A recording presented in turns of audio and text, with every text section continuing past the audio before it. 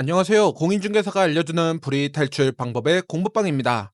이번 영상은 제가 신혼부부였을 때 첫 집을 구할 때부터 집을 살 때의 경험을 얘기해 볼까 합니다. 이번 영상이 집을 처음 구하시는 분들이거나 LH 행복주택에 입주하실 예정이실 분들에게 조금이라도 도움이 되었으면 좋겠습니다.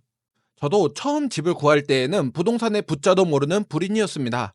지금의 상황은 제가 몇 년간의 공부도 하기도 했고, 공인중개사로서 공부를 하면서 배운 것도, 공인중개사로서 일을 하면서 경험한 것도 있어서 누군가에게 도움을 줄 수 있고, 무언가를 배울 때의 기초 지식이 되었지만, 처음 집을 살 때에는 경제관념만 조금 있을 뿐, 실제적으로 부동산이 뭔지, 경제가 뭔지에 대해 잘 알고 있지는 못했던 것 같습니다. 저는 생각보다 어릴 때 결혼을 했습니다. 지금부터 7년 전인 2018년에 결혼을 했거든요.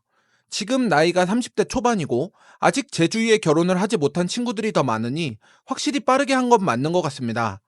어린 나이에 결혼을 하고 아무것도 모르는 그냥 불인이다 보니 결혼을 앞두고 집을 구해야 할 때 정말 막막했습니다. 결혼을 하고 같이 살아야 하는 집을 찾을 때에는 저는 그때 당시에 돈이 넉넉하지 못했습니다. 그냥 먼 일인 줄 알았던 집을 구한다는 게 이렇게 어려운 줄은 몰랐습니다. 그때는 단순히 빌라를 들어가야 하나? 아니면 신축 오피스텔을 들어가야 하나? 아니면 아파트 전월세를 들어가야 하나?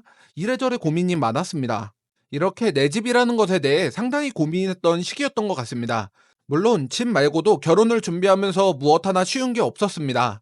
지금이야 흔해진 스드메부터 시작해서 청첩장을 어떻게 해야 할지, 식장을 어떻게 할지 등 여러 가지 잡다한 부분부터 시작해서 집이라는 가장 큰 문제를 어떻게든 해결해야 했습니다. 결국 고민하다가 선택한 건 LH 행복주택이었습니다. LH 행복주택의 장점과 단점을 고민해봤고 마땅한 대안이 없다고 판단한 순간 바로 신청을 넣고 기다렸죠. 제가 LH 행복주택을 선택한 이유는 몇 가지가 있었습니다. 저는 보증금을 못 받을 경우의 수를 제거하고 싶었고, 그때 당시에 전세 사기나 이런 말은 거의 없었지만, 일단 부동산을 방문하고 등기부 등본을 볼 줄 알았던지라 다세대, 다가구 등으로 먼저 알아봤지만, 이게 웬걸 너무 위험한 물건이 많았고 잘못하면 보증금을 뜯길 위험 또한 도사리고 있었습니다. 그래서 빌라는 제외했고 오피스텔을 가봤으나 역시나 평수 대비 작은 공간과 복층 구조 등 여러 가지의 거주성으로 봤을 때 불편한 점이 너무 많이 눈에 띄었고 오피스텔도 제외했습니다. 마지막으로 남은 두 가지가 아파트 전세와 LH 행복주택이었는데요. 둘을 한 번에 비교해 가면서 얘기해 볼까 합니다. 아파트 전세의 경우에는 등기부 등본 을구에 아무것도 없으면 괜찮다고 알고 있었던 것 같습니다. 아무래도 선순위 저당권자가 없으니 문제가 없지 않을까라고 생각을 했고요. 하지만 부동산을 처음 구하는 불인이로서 제 보증금을 지키는 방법을 몰랐고 그 당시에는 전세 보증보험에 대한 정보가 부족했기에 등기부 등본이고 뭐고 아무것도 필요 없으며 그냥 내 보증금을 안전하게 지킬 수 있는 LH 행복주택으로 바로 이사를 했습니다. 아파트가 아닌 LH 행복주택을 선택한 이유는 소유주 자체가 일반 개인이 아니기에 보증금 미반환에 대한 우려를 없앨 수 있었으며 관리 자체도 LH에서 해주겠지라는 단순한 생각이었던 것 같습니다. LH 행복주택, 어떤 부분에선 참 좋았습니다. 안정적인 보금자리를 가지게 된다는 점도 있었지만 그때 당시에 최고 보증금은 1억 정도로 맞추면 월세는 한 달에 8만 원 정도였고 8만 원에 관리비 16만 원, 20만 원 사이였기 때문에 30만 원이 안 되는 돈으로 거주할 수 있다는 점은 장점으로 확실했습니다. 그때 당시에 입주하려는 LH 행복주택은 지어진 지 1년밖에 안 된 건물이기도 했고 주차장이 부족하기는 했어도 지하 주차장도 있었고 시립 어린이집도 있었기에 아이가 생긴다고 해도 초등학교 전까지는 어떻게든 해결할 수 있겠다 싶었습니다. 결혼하고 같이 살 집을 어떻게 해서든 구했다는 안도감과 집을 매수한 건 아니지만 우리 집을 구했다는 마음에 기뻤으나 저는 LH 행복주택에서 2년이 조금 더 지나서 나오게 됩니다. 원래 계획은 행복주택에서 7년 정도를 거주하면서 자본금을 만들어서 나오려던 제 계획은 틀어지게 됩니다.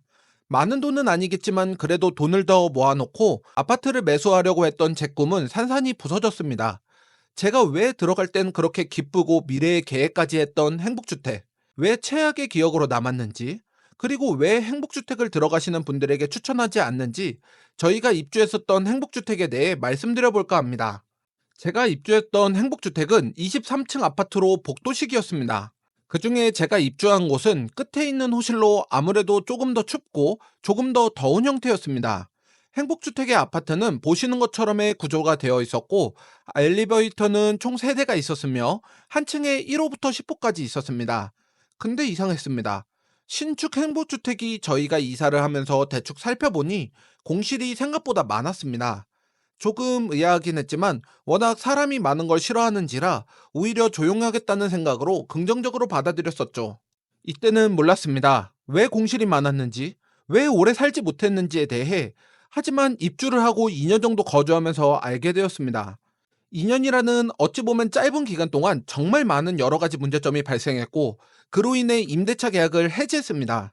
겉에서 보면 잘 만든 신축 행복주택에 공실이 많았던 이유와 계약을 해지한 이유를 알려드리겠습니다. 첫 번째, 단열의 문제.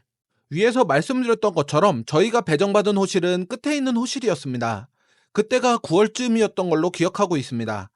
거실 벽에서 갑자기 윗집에서 누수가 된 것처럼 벽지가 젖기 시작했고, 바로 LH 하자 보수팀에게 연락을 해서 조치를 요청했습니다. 하지만 답변은 정확하게 기억합니다. 끝집이라서 더 많은 단열재를 넣긴 했지만 아무래도 끝집이라서 집안과 밖의 온도차가 있어서 곰팡이가 생기는 것 같다고요.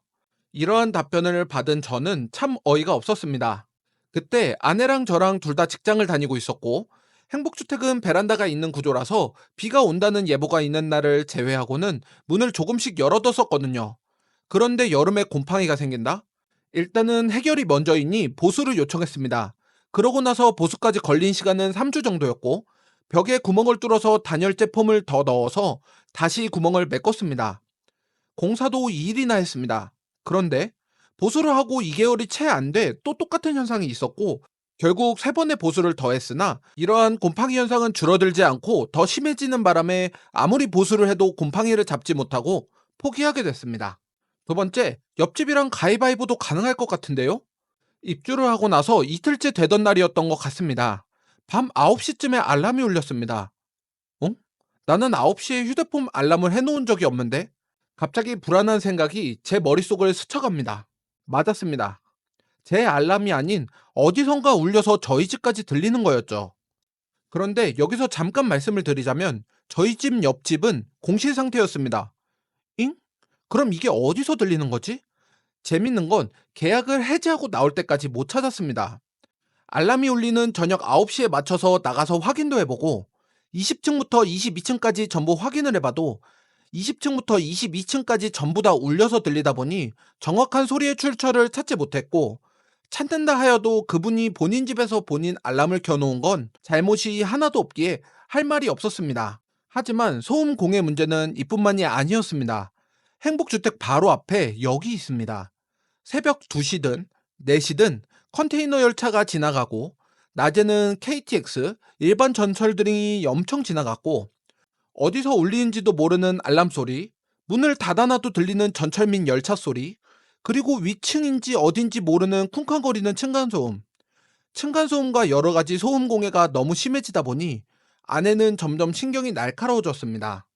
아직 더 얘기해야 하는 부분이 많지만 영상이 너무 길어지는 것 같아 다음 영상에 이어 말씀드리는 게 좋을 것 같습니다. 다음 영상이 궁금하시다면 구독, 좋아요, 알림 설정 부탁드립니다. 영상 끝까지 봐주셔서 감사합니다. 그럼 다음 영상에서 뵙겠습니다.